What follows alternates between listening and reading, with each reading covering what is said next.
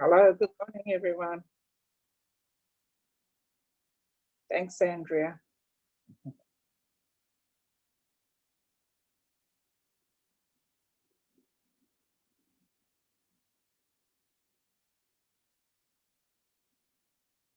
Good morning, everyone. Hi, Alice.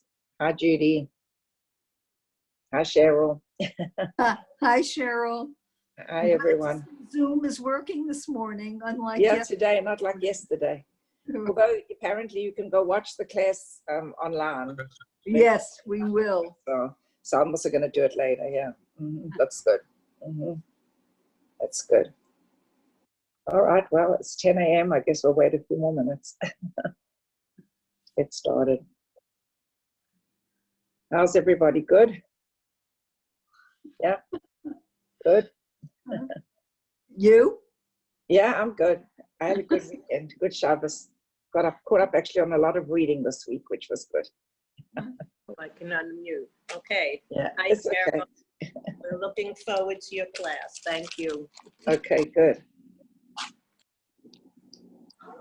You didn't send out other paperwork, did you? Just last week's. I didn't post yet today's. Okay. I only really can post them once they're in the office on Monday. So. I don't know if I got last week's. I don't know if I ever gave you my email. I'm gonna have. You just have to basically go. Just go to that link. Let me put it up for you so you can see it.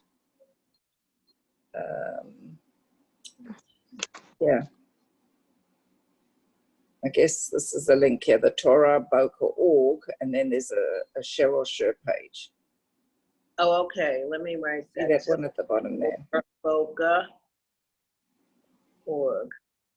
and Cheryl Sher. Okay. Yeah, and you should be able to get it there. Yeah. That's the same. I think it's the same place where David Chesler put his link, and there's a couple of other people that have got their links to their classes there. Okay. So that's actually a good place to go to. All right, everybody. Okay, well, welcome for those of you that are here. I'm going to get started because I have big plans for today. Okay, so first of all, I'm going to try today to get through Musaf and Mincha for Shabbat, because next Monday, even though I know it is Memorial Day, I don't suppose any of us will be preparing for barbecues. So I was planning to still have a class next Monday morning and do Shavuot. Hopefully we can do the Amida of Shavuot at least next week, because this will be just before that.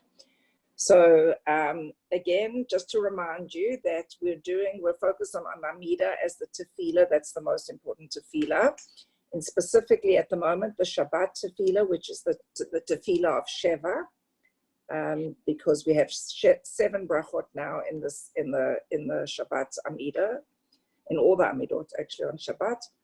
And they all have the first 3 being, again, the Avot, the patriots, the Gevurot, the strength of Hashem, the Kedushat of Hashem, the holiness of Hashem. The middle one that we've been looking at individually is the one where we have the Kedushat Hayom. And remember, it ends with the Bracha Mekadesh HaShabbat. And then we also have the last 3 again, which is the Avoda, which talks again about the temple service, the Hoda'ah, which is to give thanks, enclosed in the Modim Anachnu, thank you Hashem. And then finally the Shalom again, where we're praying for peace and Shalom at the end.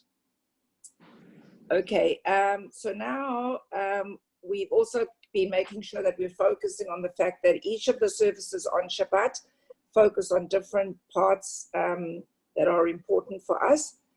For example, as we said, Ma'ariv is remembering the past and creation.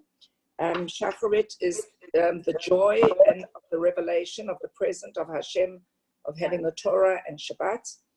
Musaf is an additional serving for us, like a double dose, as we'll talk about today, of the joy of Shabbat, and also again in the present of the divine revelation, the fact that we see Hashem today in our daily things that we do by keeping the Shabbat and the Torah. And finally, we'll look later at Mincha, which is the future, which talks about the redemption of one day when we hope the Mashiach will come, the Messianic era, and please God, b'mheira b'yameinu, in our time, and that we will talk about that when we discuss Mincha. Okay, we've spoken also about the one prayer, that the Elokeinu v'Elokei Avotenu, which is in all of the prayers. It's just the last part, last paragraph. Okay, again, if any of you were looking at the table, you'll see that no matter how many differences there are in each of the individual prayers, they all have this Elokeinu v'Elokenu at the end, with the Mekadesh HaShabbat at the end. The only difference, as we've discussed, is the vowel that they use about when we rest. In the beginning, we say we rest on her because we're talking about just the Shabbat Kala on Friday nights. Then we say we rest on him in the morning, and that's because we're talking about when the Kala and the Chatan get married. Saturday morning is the time for the Shabbat and Bnei Yisrael, us, to be married in the marriage ceremony, and that's when you have the joy and the simcha and the celebration. And then the afternoon, you'll see we're going to say bam, meaning together as plural. And again, the plural implies that we are now in the intimate part with Hashem, in what we say the yichud part of the service, when we unify together. So now let's start with the Musaf. And any questions again? Sorry on that. Okay, so let's start with Musaf. So for those of you, we're looking in the RCA scroll. We're talking about page 466. And again, the page I have for the Quran is 543, but I heard last week that some people might have slightly different versions, so the page might be different. Okay, so we're looking at that part, which is now going to be what we say Tikanta Shabbat. Okay, so again, if I could have someone that would be willing to read. Judy, Cheryl, I see you've got your things unmuted. Cheryl. Okay, go Cheryl first, okay?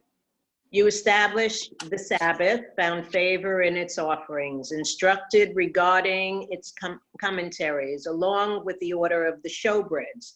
Those who delight in it will inherit eternal honor. Those who savor it will merit life, and also those who love the speech that befits it have chosen greatness. Then from Sinai, they were instructed about it. When you commanded us, Hashem our God, to offer on it the Sabbath Musaf, offering properly. May it be your will, Hashem our God and the God of our fathers, that you bring us up in gladness to our land and plant us within our boundaries. There we will perform before you the rite of our required offerings, the continual offerings in their order, and the Musaf offerings according to their laws. And the Musaf of this Sabbath day we will perform and offer to you with love according to the commandment of your will, as you have written for us in your Torah through Moses, your servant, from your glorious expression, as it is said. Okay. Thank you very much, Cheryl. Okay, so now we start with the Tikanta Shabbat, okay? And again, if you look the very first second, just after it said you established the Shabbat and found favor in its offerings. And then if you carry on, you'll see that those first words, and in English again, it's going to get lost, okay, because of what I'm going to explain. But the first, basically, if you look at the first 22 words in Hebrew, okay, so basically, if you count them down, let's count down to 22. So go start from Tikanta would be your first, Shabbat is a second, and Ratzita, Korbonotecha is your fourth, 5, 6, 7, 8, 9, 10, 11, 12, 13, 14, 15, 16, 17, 18, 19, 20. 21, 22 will bring you to the end of the third line in the RCA. Okay, the word is as. Okay, everybody see that word as? Okay, now let's look backwards. If you look backwards, you will see that it is alphabetical backwards. Okay, so for example, it goes Aleph, and if you start going backwards, Bacharu is Bet, Godlu is Gimel, and then Dvareha is Dalet, and then Hey, Vav, Zain, Chet, Tet, and then Yud, Kaf, Lamed, Mem, Nun, and then Samach, Ayin, Pei, Tzaddik, Kaf, Resh, Shin, Tet. Okay, so basically, Tav, sorry. So basically, if you read them backwards, you see that you've actually got this prayer started off actually going in reverse alphabetical order. Okay, so what's important about this is that it introduces that Hashem wants us to again look at the order of the words and think about why are the words like that. They're not just randomly arranged in reverse alphabetical order. That would be just too much of a coincidence. So Rabbi Monk, again, in his book that I always show you that I use, The Worlds of Prayer, this one, he says that basically it reminds us of two parts about this prayer. Okay, the first thing is that by stressing the reversal, it shows us the supernatural phenomenon of creation and also the supernatural phenomenon of actually Shabbat. Okay, because it's not really such a usual thing for people when they're in the middle of doing something to all of a sudden just stop on one day and take a day of rest. Normally people like to try to finish their projects, do what they have to do, and not just take a rest in the middle of what you're doing. So every seventh day we stop, we take a break, no matter where we are in our lives, no matter what we're doing. And the important thing is that it's stressing to us the fact that it's not natural, and that's why the reversal of the alphabet. Another important thing that Rabbi Monk stresses is that when we do something and we study, we start from the beginning, like so we go from Aleph to Bet to Gimel, and we go through in order. We very systematically start from 1 to 2 to 3 or whatever. We go in order of the letters of the alphabet. But when we get to the end, we should never think that we actually are done. Because then when we get to the end, we think, oh, we've got to the Tav, and now we've done Aleph to Tav, and we finished with everything, all our steps. He thinks that we should always consider going backwards. In other words, going backwards from the Tav, maybe go back to the Shin, back to the Resh, go in a reverse order, and maybe you can see things and get a different spiritual understanding in a different order. And sometimes by looking at things that way, even though you think you've been through everything, there's always maybe a way to go back and find something else. Okay, the other thing is, of course, that the majority of this verse, if you look at it again, is talking a lot about sacrifices and a lot about the way things will be again when the temple is rebuilt. So again, we are talking not only about the revelation of current, but that we're thinking of the revelation again when Hashem one day will redeem us, which is coming up, as I said, in Mincha. Okay, any questions on that part? Is that clear? Okay, good. All right, now if you look at just after Tikansha Shabbat Ratitza Korbonoteha, in other words, just after you established the Sabbath and found favor in the offerings, you instructed us regarding in commentaries. That's what the translation for Tzavita Perushah. So instructed us in regard to commentaries, since obviously, again, there are numerous laws and observances we already know about Shabbat are not actually clear in all the verses of the Torah. We realize that for sure Hashem must have told us through Moshe that there were other commentaries that we needed to know. And of course, we know that as the oral law that was handed down as well when Moses was up studying and talking to Hashem for the extra 40 days. He didn't just get the Torah and the 10 Commandments and everything like that.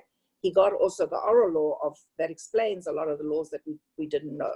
So it's really important that we see there in the prayer, by saying this, Tzefita Perushah, we're actually accepting also the fact that it's not just everything that's in the Torah that we follow, but there's also an additional commentaries that we follow. Okay.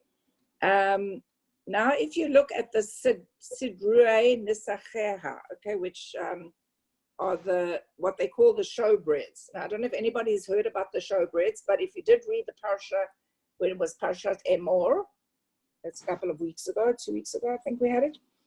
Anyone read about that? So the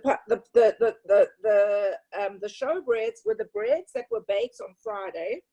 There were actually 12 of them, and they were baked in a special shape. So they had like a sort of a little hole in the middle. They were like sort of squarish and had a hole in the middle. and they were actually placed on the table, the shulchan, in the tabernacle during when we were traveling through the desert, and then later, obviously, in the temple. And what would happen is the kohanim would actually come into the temple, in the days of the temple, but in the tabernacle. 4 of them would come in carrying the new showbreads, and another 2 people would be there to take away the old showbreads, and another 2 would take away the I hope I'm pronouncing this correctly, the frankincense, which was a very nice smelling thing that they would put on top of the table. So they would have these eight kohanim come in, and on Friday, just before Shabbat, they would take away the old showbreads. 2 people would do that, and 2 people would take away the frankincense, and the other 4s would put in the new showbreads, and the new frankincense would go on top of the showbread. So the showbreads would be stacked straight on the table, 6 on the one side and 6 on the other side. And then what would happen is the old showbreads, believe it or not, would be given out to the kohanim to use for that Shabbat for their meals. And what was quite amazing, they say, is that it had stayed fresh, as if it was just been baked for that Shabbat, not that it had been baked for the Shabbat before, and that basically that they would keep them and divide them up so that the kohanim would have bread to eat for Shabbat. So it was quite an amazing thing that it was a showbread and that it was supposed to be on display, but actually it still had a purpose and it wasn't wasted afterwards. And for anybody who knows anything about lechem or bread, we know that bread is something that we should not try to throw away. And I know, like my father always tells me, that he hates to throw bread away. So I'm sure somehow down the generations of his grandparents and his parents, he must have been told that we don't waste bread and we don't throw away bread.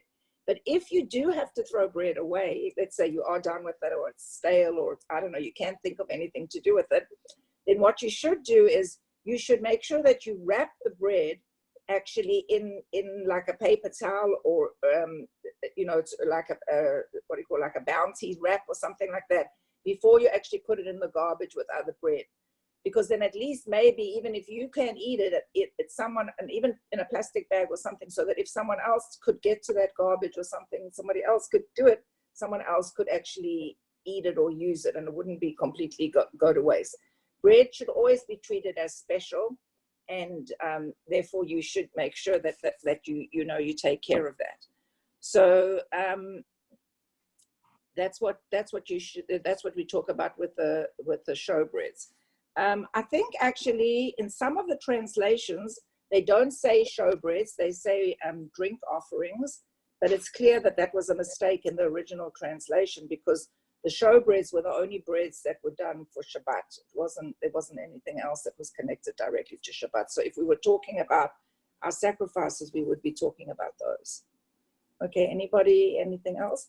Oh, also, if you wanted to, as I said, you could look up about the showbreads. Let me see, I think I kept the reference page here. I've been trying to learn a parsha, so I might not have kept the page. Oh, yeah. There's actually a really good explanation of exactly how the showbreads look. You see, that would be one individual showbread with inside the middle, so the frankincense can go there. And then this would be how it would look on the altar. Okay, so for those of you, that page would be in the stone chumash. It would be on 449 if you wanted to read more, page 449. And it's, as I said, that would be in Truma, although it's actually, as I said, was spoken about much more during the Parshat Emor, but in Truma it explains it in the details of how they do it and everything. Page 449 in the stone, for those of you who wanted to look more at the pictures and diagrams of exactly how the table worked with the showbreads and stuff like that. Okay, any questions on that? So basically, as I said again, when we focus on the different parts of the prayer, it's important to realize that these things are not just put in randomly, that they are part of the services that were in the temple, in the tabernacle, and that's basically what a lot of this prayer focuses on. Okay, can I move to the next part then? Okay, so if you if you look at the next part, Dvareha, which is, it'll be on the third line, the Dalet word, okay, Dvareha, okay, which loosely translated is the speech that befits it. Again, it refers to the fact that, as I said before, when it's Shabbat, we try to speak in a way about things that are important and not things like about business, and definitely not Lashon Hara, and definitely not things that are not important. We try to do not only spiritual things, but connect with people to hear how they're feeling, to see how they're doing and things like that, because that's really important. So we try and refer to the fact that we discuss things that are on Shabbat, that are not mundane, and are important in the whole thing of spiritually connecting and being more in touch with people socially in a way that we show that we care about them and are interested in them. It's actually interesting. I am actually in the middle of a process where my friends from South Africa that went to school with me, that graduated in 1978, we were the class of 1978, are thinking now that we have Corona and we're all mostly home, we're going to do a class reunion on Zoom on Sunday next week. So we were trying to figure out a time that suits everybody. And if you don't know, but people in South Africa literally live, some in California, up to all the way across to Australia. So we had a lot of time zones to cross. So one of the problems was a lot of people, obviously wanted to do Saturdays. They thought that was a good day for them and everything. So I, of course, was the one who had to write in to say, well, the problem is if you do Saturdays, you're excluding a whole group of us who are Shomer Shabbat. And I got quite a few replies from people who said, what do you mean you don't use your phones on Shabbat? And I was saying, yes, we don't use our phones on Shabbat. We actually ignore all types of technology unless it's for an emergency. And we spend the time connecting, spiritually. And that's exactly what these words, Dvareha, are telling us, that you spend the time connecting spiritually. And, that's why you don't use technology and you don't use all these other things that you need, well, you supposedly need during the week, to prove that you really don't need them and that you actually can retain a better level this way. So that's that would be that one. Okay, now if you carry on and you see the Yehi Ratzon, which is about, again, 1, 2, 3, 4, 5, 6 lines down.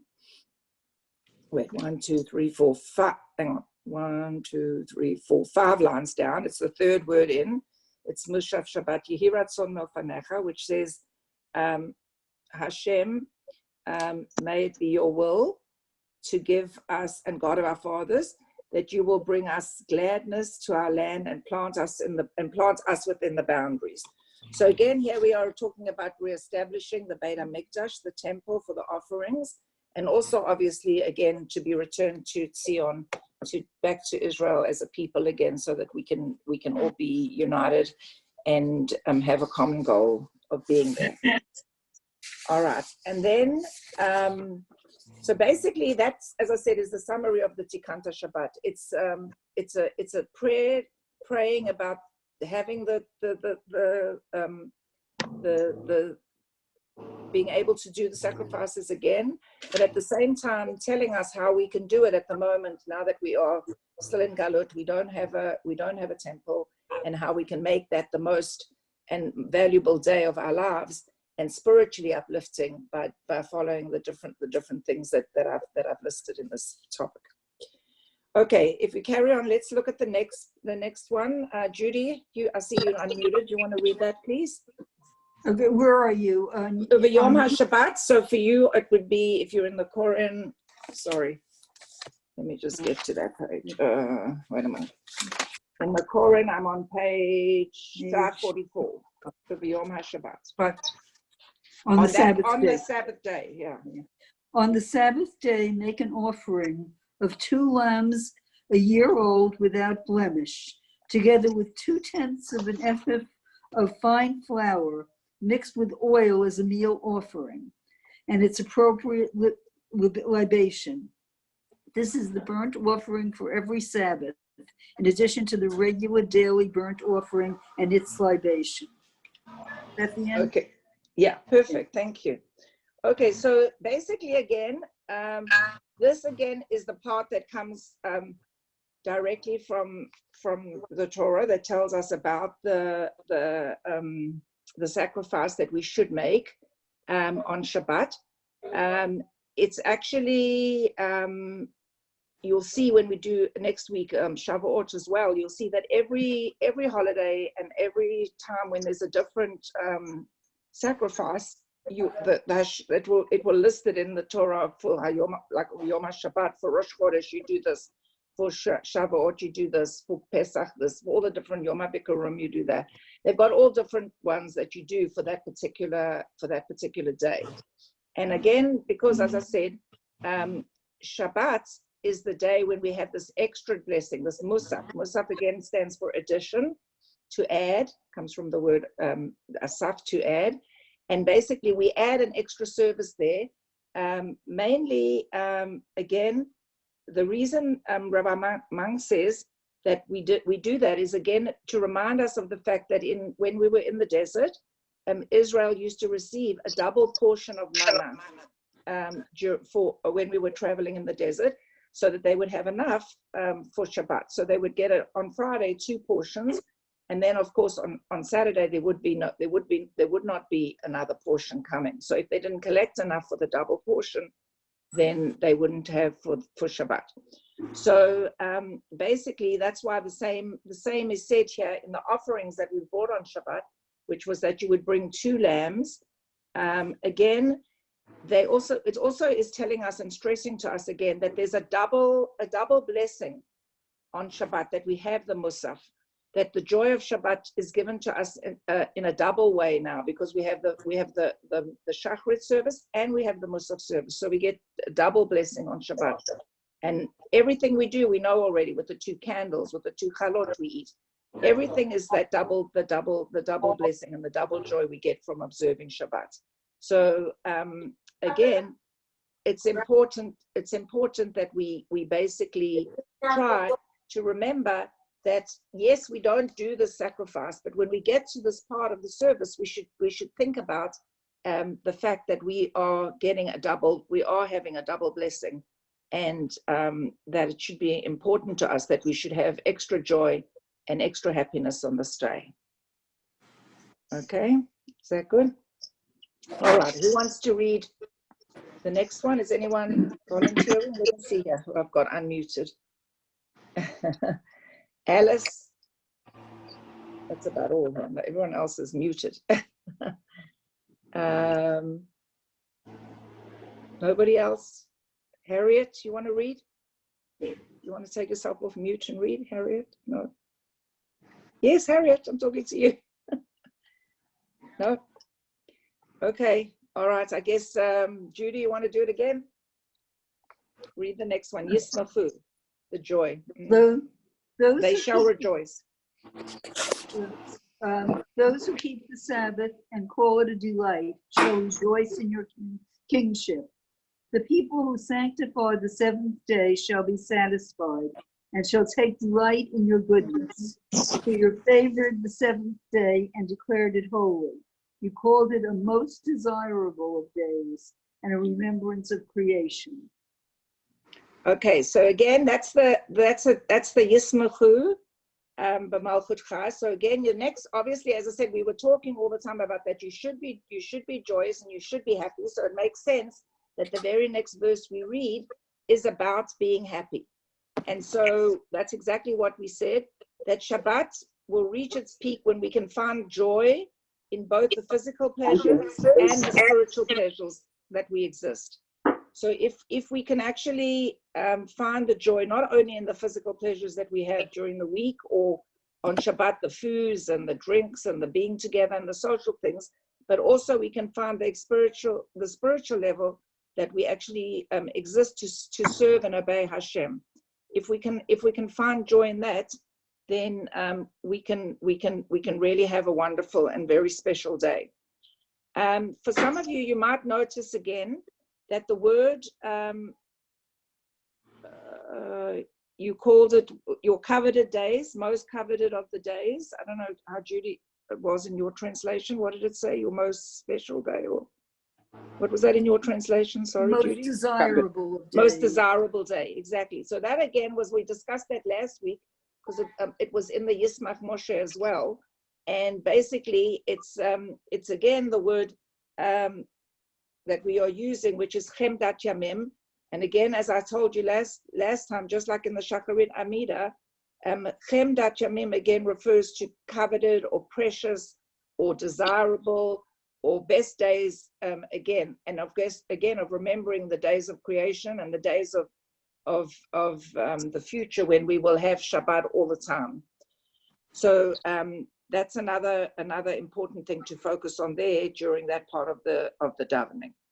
Okay, the Tfilah, again, the last one, which again is our God and God of our fathers. May you be pleased with our rest. Sanctify us, this is Elokeinu, with your commandments, and grant our share in your Torah. Satisfy with your goodness and gladden us with your salvation, and purify our hearts to serve you sincerely. O Hashem, our God, with love and favor, grant us the holy Shabbat as a heritage, and may Israel, the sanctifiers of your name, rest on it. Okay, so there's the words again, rest on it, which comes from the Hebrew, Vayanuchu. And remember, we said in the beginning, Ma'ariv, it was Vayanuchu Ba. In Shacharit, it is Vayanuchu Bo. Again, you will see, if you look in the Hebrew, just before it comes Vayanuchu Ba Yisrael Mekadshe Shemcha, you will see that it's again Bo, because again, we're talking about the current situation of us and Hashem uniting on the Shabbat as a Chatan and a Kala do in the marriage ceremony, and being happy and joyous and celebrating. And that's what we're talking about. All right, so that basically concludes the Musaf. As you can see, again, additional prayer added to the Shacharit, but at the same time, having some new ideas and new thoughts to give us extra pleasure and extra joy for that day.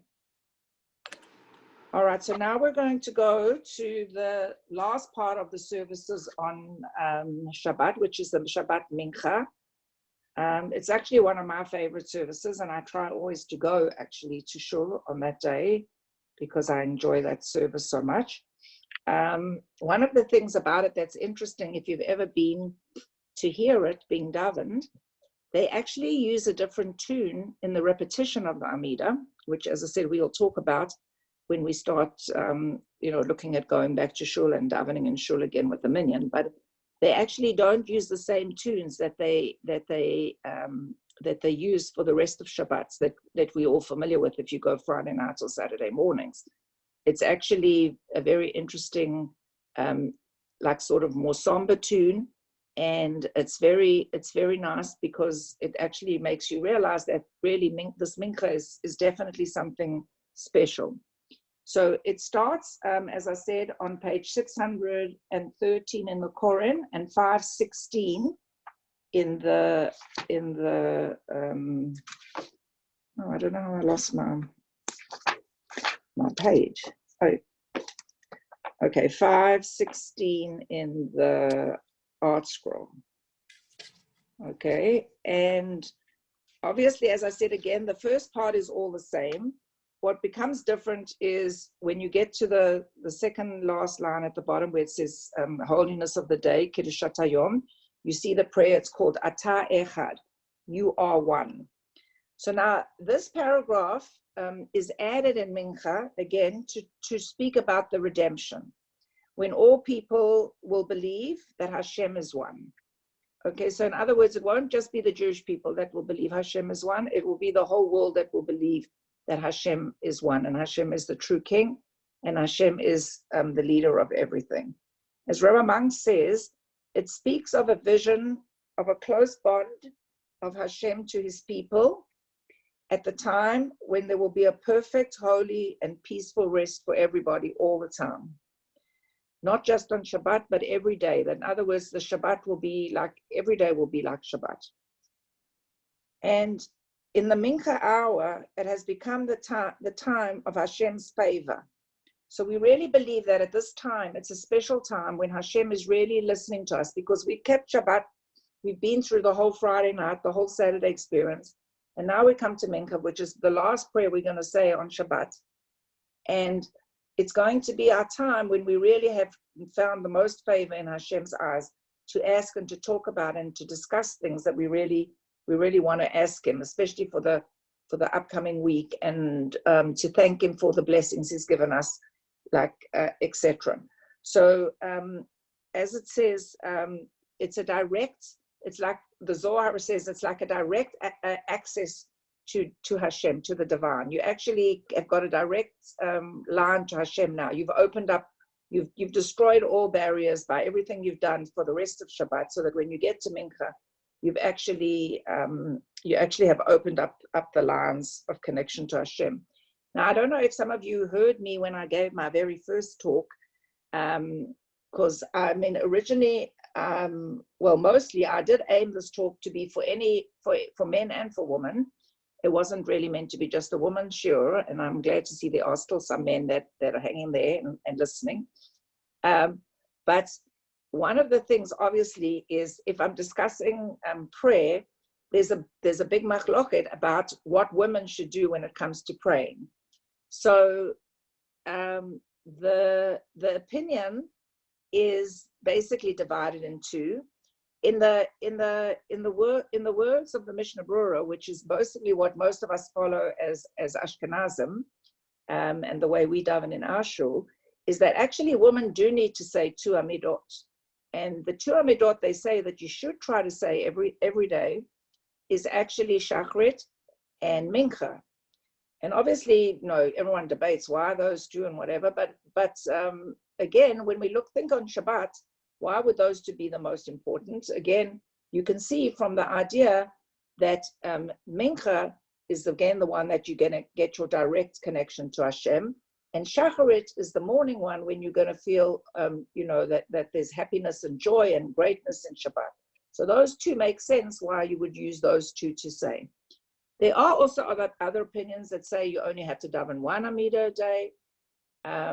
As I said, for me, often if something has happened and I didn't get to Shacharit and Musaf in the morning, which isn't very often, but if that did happen, then I really try to get to Mincha on Saturday afternoons to daven, because again, for me, it has a meaningful connection, and it's really a special prayer. Second of all, some people say that you don't because women, the laws of time and everything like that, they don't have to actually say any organized form of prayer, and women can actually make up their own prayer. Again, I don't know how much that really applies now to us, who maybe are more tied down to not having so many commitments. Most of us have our children at home anymore. Most of us, are not really working anymore. So it's not like we're busy with things that are time consuming as such. So again, we do maybe have more time to pray, and therefore can follow the option that's maybe a little more strict of davening the two amidot a day, rather than maybe the more lenient one, which comes from the Hasidic movement, where a lot of women just say Tehillim or don't even, that's what they basically do, or make up their own, just take their own choice of prayers and say that in the morning from the Siddur, whatever they can fit in before they get going with their days. So again, as I say, it makes this Amidah really, really, really special. Now, the prayer itself actually is structured based on the words of Zechariah, chapter 14:9. And unfortunately for me, I don't have a Tanakh with me in my house, because I used to have two and I gave them both to my children. So each of my children, I have one in New York, but I don't have one here with me at the moment. So I'm actually going to order one. So I can't really elaborate too much on what it actually says in Zechariah, other than what I'm going to tell you. And in Chronicles, it comes also from 17:21, the second part. So the first words, Ata Echad. Okay, sorry, let's have someone read that in English again. Cheryl Spar, you want to do it for me? Or Alice Shanwald, have you got a siddur in front of you? Where Alice? are you? Sorry. Oh, Alice. Okay, I'm on page 516, Alice. Thank you, Alice. That'll be great. 516, well, in the English, it'll be 517. It's, if you look down at the bottom where it says holiness of the day, you are one and your name is one. Yes, I have it. That's what I thought you were at. you are one, and your name is one, and who is like your people Israel, one nation on earth, the splendor of greatness and the crown of salvation, the day of contentment and holiness have you given to your people. Abraham would rejoice, Isaac would exalt, Jacob and his children would rest on it, a rest of love and magnanimity, a rest of truth and faith, a rest of peace and serenity and tranquility and security, a perfect rest in which you find favor.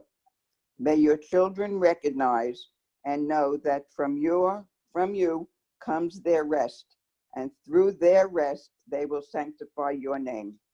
Okay, thank you, Alice.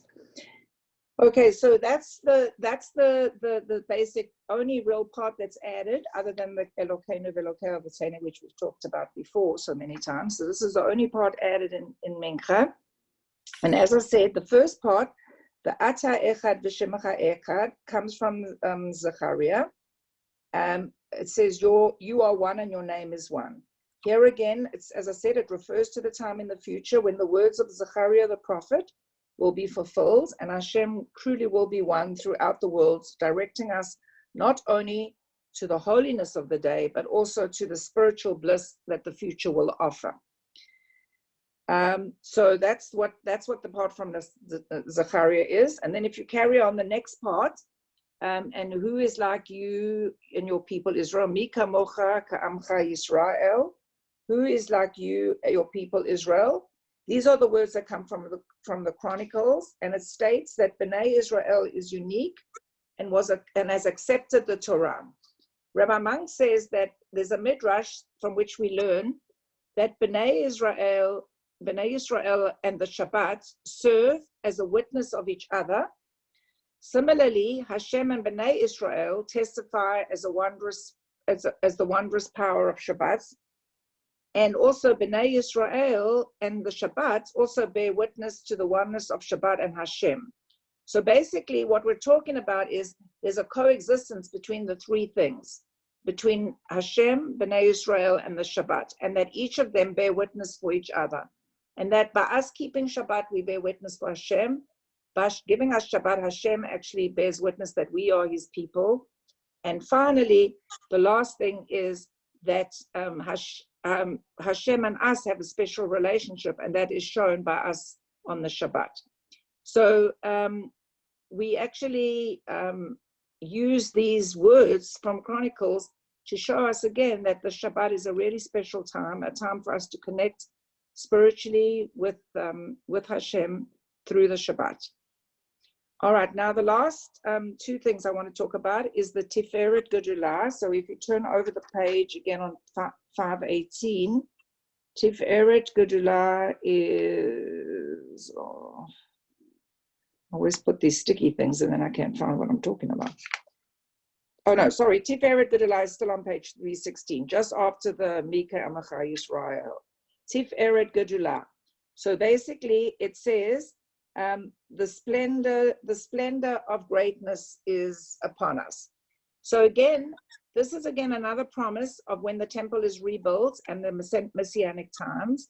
Rabbi Sachs talks about that if you look at the word menucha is the rest, it actually occurs again 7 times. Again, as I said, the 7 is very important because it always reminds us of the 7th day of the Shabbat. And so that's one of the reasons why, again, Menucha is mentioned 7 times in this parasha, in this section of the Tfilah. Okay, the other thing is Hashem promises us that He will give us a lot of gifts, and the gifts that He gives us during this time are, as it's listed here, the splendor of greatness, the crown of salvation. He will also, as Rabbi Monk said, give us love and devotion, truth and trust, peace and prosperity, and finally tranquility and confidence. So those are all the things that we have to look forward to in the time of the Messianic age. Obviously, those are also the things we should try to achieve, so that in order to help to bring the Messiah and the Messianic age, they also are a sort of a guideline for us of what we should do. Okay, and then finally, I want.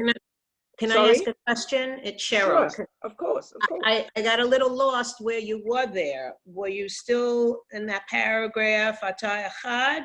Yes, I'm still in that paragraph. If you look, okay. If you carry on reading the English, you'll see that I jumped around a bit, but it talks about the splendor and greatness, the crown of salvation, and then I skipped a little bit to the part where it talks about truth and trust, and peace and serenity, tranquility and security. It carries on all through that paragraph. Okay, those are all the different types of rest and peace that we'll have at that time. And all the things, as I said, that we should try to focus on, so that obviously it helps to bring the Messiah, because if we have those things in the world, it makes the world more, thing to bring the Messiah, because, that's the goal, is to have a peaceful world.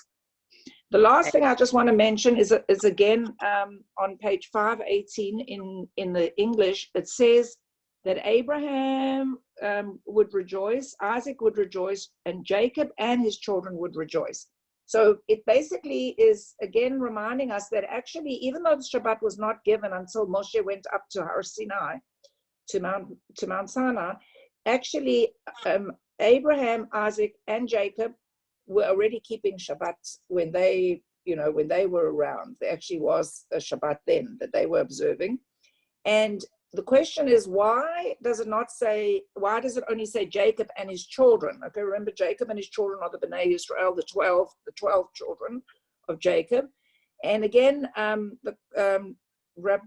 Birnbaum, in his commentary on 454, says that the reason why Jacob's children are included and not Abraham and Isaac's children is because obviously Abraham and Isaac had children like Ishmael, who was Abraham's one son, and Isaac had Esav, or Esau, who was his one son, and obviously they did not keep the Shabbat, because it was only actually Yitzchak from Abraham, and it was only Yaakov from Isaac, who were the ones that carried on with keeping the Shabbat.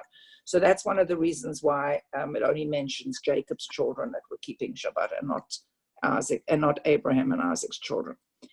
Okay, so basically, again, if the last thing, just that last paragraph again, Elokeinu v'Elokei Avotenu, as I said, we've been through this pretty often. When we do the prayers of Shavuot, we're going to see this coming up again. It's a very common way to end off the Mekadesh of the Yom, or in this case, Mekadesh HaShabbat. And again, just to focus on that very last part, where again, 2 lines from the bottom of the paragraph, it says, Vayanuchu Bam, which again, it rests on them.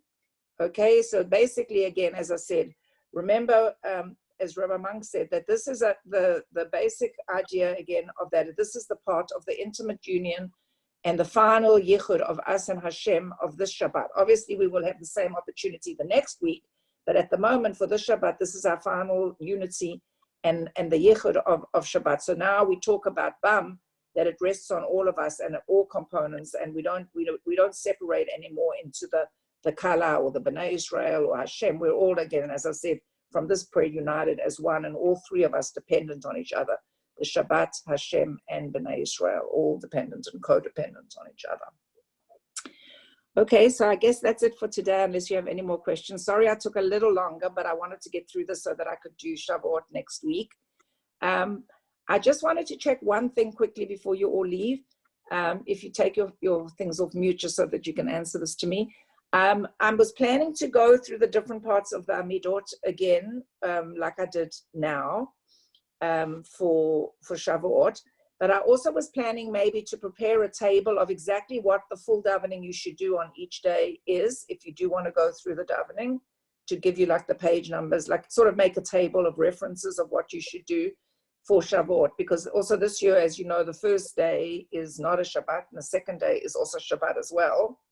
So the davening is slightly different on those days. So I'm going to make that table if it's going to be useful to you. Like I would make a table like this again, And then, you know, have the page numbers that you do, if you know, from the morning service and the whole service of what you would do in evening services and stuff like that. Not just the Amidot. I would put in like the page, at least the references. We wouldn't discuss everything because we wouldn't have time, but just to make you a table like that. So would that be worth my time to do that for you? Would you appreciate that? Thank you. Yes, Yes, very yes, much so. definitely. Okay. Yeah. It would be Thank All you, right, Sean. so I'll, Very much I'll so. definitely work on that this week, and then I'll try and get it also posted before next Monday's class. So that'll be my goal as well. Okay. Thank All you. right. And again, I'll get Andrea to post this after we're done. Okay. Have a great day, everybody. Enjoy. You Bye. Thank too. you so Thank you very, very very Thank much. You're welcome. My pleasure as always. Thank you. Thank you very much. Have a Sorry, good day. thank Be you. well. Okay. Beautiful Thank you. class. Bye. Okay. Bye. Bye. Bye.